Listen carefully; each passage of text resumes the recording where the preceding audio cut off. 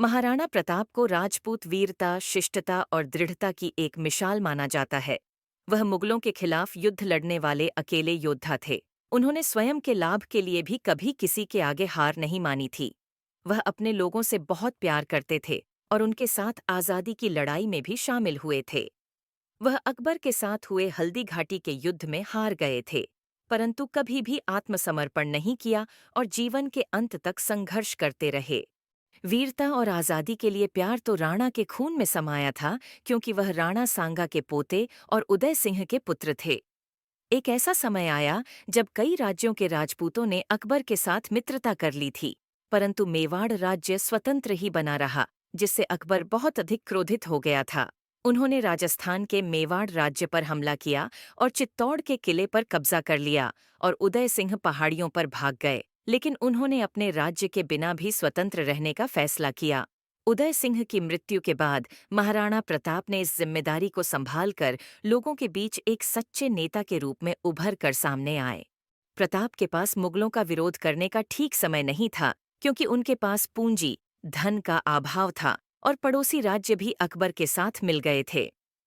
अकबर ने प्रताप को अपने घर रात्रिभोज पर आमंत्रित करने के लिए मानसिंह को उनके पास अपना दूत बनाकर भेजा, जिसका मुख्य उद्देश्य उनके साथ बातचीत करके शांतिपूर्ण गठबंधन स्थापित करना था। परंतु प्रताप स्वयं नहीं गए और अपने पुत्र अमर सिंह को अकबर के पास भेज दिया। इस घटना के बाद मुगल और मेवाड़ के बीच संबंधम अधिक बिगड़ गए तथा जल्द ही 1576 में हल्दी घाटी का युद्ध शुरू हो गया। प्रताप की सेना के मुकाबले मानसिंह के नेतृत्व वाली अकबर की सेना के पास अपार बल था। फिर भी प्रताप ने अपने विरोधियों का बड़ी वीरता के साथ मुकाबला किया। प्रताप की मदद के लिए आसपास की पहाड़ियों से भील आदिवासी भी आए थे। प्रताप एक सिंह की तरह बड़ी वीरता के साथ युद्ध लड़ रहे थे, परंतु दुर्भाग्य यह था कि दूसरी तरफ मानसिंह था।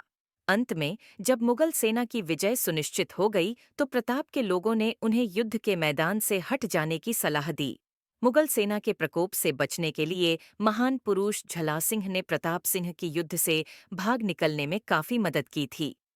गंभीर रूप से घायल प्रताप को कोई मार पाता, उससे पहले ही वह अपनी सुरक्षा के लिए अपने वफादार घोड़े चेतक पर सवार होकर भाग गए। प्रताप को अपने भगोड़े जीवन में बहुत कठिन मुसीबतों का सामना करना पड़ा, किंतु वह स्वतंत्रता के लिए संघर्ष करते रहे।